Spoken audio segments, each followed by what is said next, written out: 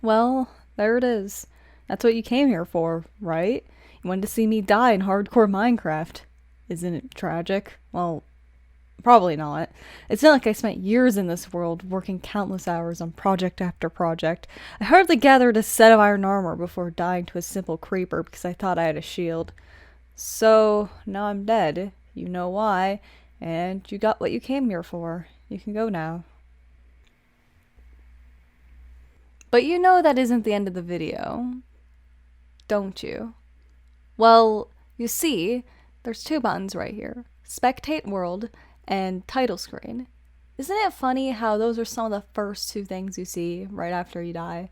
Besides an arbitrary score and a simple game over, you're immediately asked what you want to do now.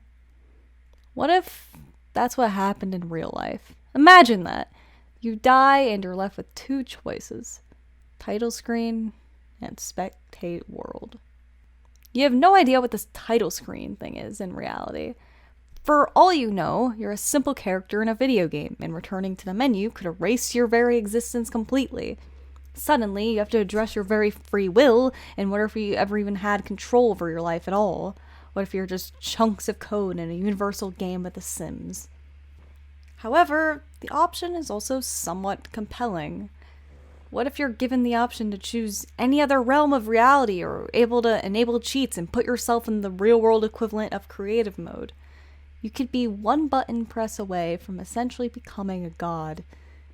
It's a risky option, but the endless possibilities make it honestly seem worth taking. Then there's spectator mode. Honestly, this option is a lot more straightforward than you think. You simply jump back where you just were as a spectator. You see the remains of whatever you left behind, and are given the opportunity to experience firsthand what happens next. But you're a spectator. You can't change anything. You have no more impact than a single gust of wind or a drop of rain falling to the ground. But you're a spectator. You can experience everything. You're limitless in your ability to fly through any terrain and experience no pain or suffering whatsoever. At least physically. Do you still feel emotional pain? Do you still feel anything at all? I mean, you're essentially the equivalent of a ghost without all the spooky paranormal abilities and no way to communicate with the outside world. You're completely trapped within your own mind, or at least what's left of it. A shell of your former self would be an understatement. But yeah, let's say your mind is fully intact and you can still feel any wide range of emotions. How much pain would you feel? I mean, the first thing you would likely spectate is where you left off dead on the floor, and followed by seeing how others grieve you. But I'm still here! I'm not alive, but I still exist. Maybe there's hope for me somehow. Please, somebody hear me? Your pleading is endlessly fruitless. This is your eternity now. I hope you like people watching. I hope you want to be able to experience all the pain everyone in the world experiences firsthand. But it's not all loss, is it? I mean, the world isn't all pain and misery after all. You can still watch your favorite shows if you can find someone else watching them. There's surely plenty of people who just love to binge anime and Netflix. Actually, you could just go find people you personally like and live vicariously through them and get invested in them like a TV show, but completely real.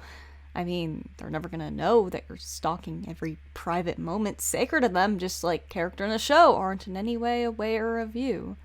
It's the perfect plan, I mean, despite the chilling loneliness, but maybe you'll get used to it eventually. Then there's a third option. You're frozen out of fear, calculating the pros and cons of each choice. One mistake could determine your fate for eternity going awry in an instant. But it's okay. I mean, you tried your best, right? Hopefully you lived your best life without too many regrets. Maybe you'd be content just safely living within the void of this menu, staring at these two options for eternity, not making a decision. But indecision is a choice.